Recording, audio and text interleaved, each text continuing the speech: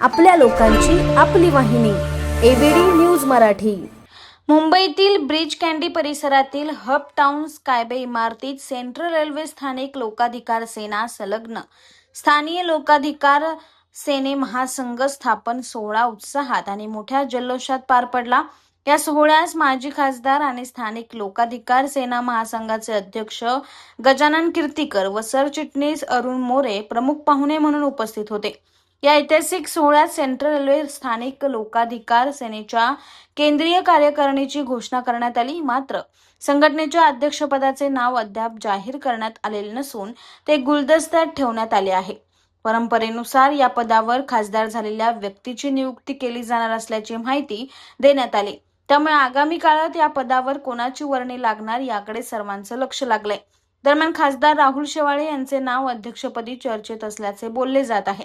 जाहीर करण्यात आलेल्या केंद्रीय कार्यकारिणीनुसार रणजित खिलारे सरचिटणीसपदी, संजय आगरे कार्याध्यक्षपदी आणि रितेश बडगुजर यांची खजिनदारपदी नियुक्ती करण्यात आली। तसेच सचिवपदी अंबुजी यादव, रिजवान पठाण, अनिल जाधव, सूरज सोनवणे आणि पुष्पेंदर शर्मा यांची निवड करण्यात आली। याशिवाय उपाध्यक्षपदी हनुमंत उत्कर, दिनेश महाले, मनोज ठाकूर, अनिल मेनन आणि आमिर शेख यांची नियुक्ती करण्यात आली। नव्याने स्थापन झालेल्या संघटनेत विविध विभागातील कर्मचाऱ्यांना प्रतिनिधित्व देण्याचा प्रयत्न करण्यात आल्याचे पदाधिकाऱ्यांनी सांगितले। यावेळी मार्गदर्शन करताना गजानन कीर्तीकर यांनी सेंट्रल रेल्वेतील कर्मचाऱ्यांवर होणाऱ्या अन्यायाविरोधात लोकाधिकार सेना खंबीरपणे उभी राहील असे सांगितले। केंद्र सरकारचा सगळ्यात जुना आणि सगळ्यात मोठा आणि भारतभर विस्तारलेला रेल्वे हा एक मोठा उद्योग आहे। केंद्र सरकारने एअर इंडिया संपवून टाकली, केंद्र सरकारने बँक केंद्रशासित करून टाकल्या, रेल्वेचं प्रायव्हेटायझेशन करण्याची स्वप्न हे सरकार बघत आलेली आहे। त्याच्यामुळे कामगार देशोधडीला लागत आहेत आणि त्या कामगारांनी संघटितपणे जी संघटना कामगारांच्या हक्कासाठी लढते ती संघटना लोकाधिकार त्या कामगारांच्या अस्तित्वासाठी लढणार आहे। आमचं पूर्ण फोकस राहणार आहे की ही रेल्वे भारत सरकारचा उपक्रम आहे, भारत सरकारचाच राहणार आहे। याच्यामध्ये पळवाट काढण्याचा प्रयत्न केला तर सर्व युनियन आमच्या मागे उभे राहतील। माळगी साहेब आहे तिथे आणि लोकाधिकार त्याच्यामध्ये पुढाकार घेईल हे या ठिकाणी मी इशारा देतो। संघटित कामगार म्हणजे मुंबई शहरामध्ये बँका, विमा कंपन्या, तेल कंपन्या या ठिकाणी नोकरी करणारी जी मंडळी आहेत त्यांना त्यांचं पगारमान त्यांच्या युनियन व्यवस्थित घासाघीस करते, बायलॅटरल निगोसिएशन करते आणि त्यांचा हक्क जो आहे म्हणजे त्यांच्या श्रमाला जो मोबदला योग्य मिळाला पाहिजे तो मिळवून देण्याचा प्रयत्न करते। याच्या विरुद्ध असं चित्र आहे की मुंबई शहरामध्ये, संपूर्ण मुंबई शहरात हा जो नोकरी करणारा वर्ग आहे, नोकरदार ज्याला म्हणतो, त्याला कुठल्याही तऱ्हेचं नोकरीचं नियमन नाही। तो जेवढं श्रम करतो त्या श्रम करण्याच्या मोबदल्यामध्ये त्याला जे काय पगारमान मिळालं पाहिजे ते त्याला मिळत नाही। अशा संकटात सापडलेला कामगार जो आहे तो मुंबईच्या ह्या श्रीमंत नगरीच्या वेशीमध्ये राहणार आहे। त्याच्या मागे ताकद उभी करणं आमच्यासारख्या संघटित कामगारांच्या नेत्यांची जबाबदारी।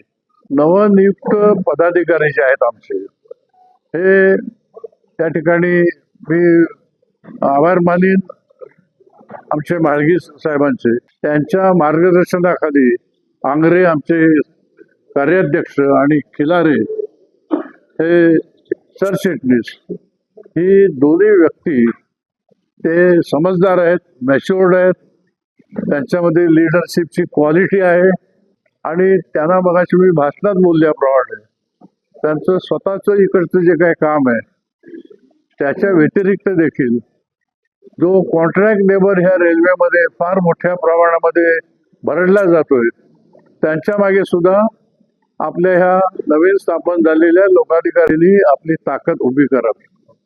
वरिष्ठांकडून अनेक कर्मचाऱ्यांना मानसिक व प्रशासकीय त्रासाला सामोरे जावे लागत असल्याचे त्यांनी नमूद केले. अशा कर्मचाऱ्यांना न्याय मिळवून देण्यासाठी संघटना सातत्याने लढा देणार असल्याची ग्वाही सरचिटणीस रणजित खिलारे यांनी दिली आहे. अधिकार महासेनेच्या मार्फत आम्ही तिथले मराठी आणि स्थानिक जे आहे जे कामगार आहेत त्यांच्या मदतीसाठी आणि सतत प्रयत्न करत राहणार आहोत. त्यात संघटित कामगार आले, असंघटित कामगार आले, सर्व पद्धतीने युनियनच्या माध्यमातून आम्ही हे त्यांच्या लोकांना मदत करण्यासाठी आम्ही प्रयत्नशील आहोत. हे दिवस रात्र आम्ही काम करणार आहोत. अहोरात्र आम्हाला त्यांच्यासाठी काम करायचं आहे आणि ते आम्हाला माननीय गजाभाऊ कीर्तीकरने आताच आम्हाला उपदेश दिलेला आहे की आमचं कुठल्याही युनियनची बहीर नाही आहे, पण तरी सुद्धा जी काही कामं युनियनच्या मार्फत मान्यताप्राप्त युनियनच्या मार्फत लोकांची नाही होत त्या लोकांपर्यंत पोहोचून आम्हाला लोकांना योग्य तो न्याय द्यायचा आहे. त्याच्यासाठी ही आमची स्थानिक लोकाधिकार सेना जी आहे ती असते. कंत्राटी कर्मचाऱ्यांचं प्रमाण वाढतं आहे, त्यांना परमनंट करण्यामध्ये तुमची भूमिका काय म्हणाल? कंत्राटी कर्मचारी कॉन्ट्रॅक्ट लेबरचं प्रमाण वाढतं आहे, त्यांना परमनंट करण्यामध्ये आपलं योगदान असेल का? नाही, त्याच्या संदर्भात परमनंट करण्याच्या संदर्भात आम्ही लोक पूर्णपणाने प्रयत्नशील आहोत.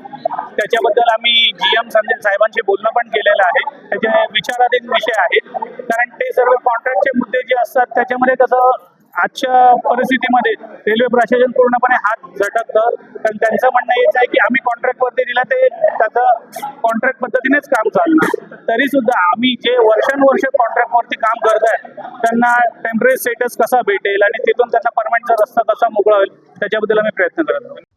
सेंट्रल रेल्वे लोकाधिकार सेनेच्या स्थापनेमुळे रेल्वे कर्मचाऱ्यांना त्यांच्या हक्कासाठी एक प्रभावी व्यासपीठ मिळणार असून कामगारांच्या न्यायासाठी संघटना महत्त्वाची भूमिका बजावेल असा विश्वास उपस्थितांनी व्यक्त केला.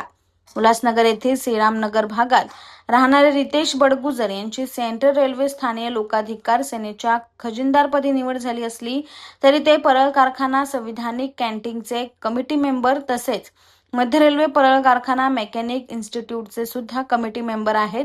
त्यांच्या या कामगार चळवळीबाबत श्रीरामनगरमधील नागरिक त्यांचे अभिनंदन करत आहे.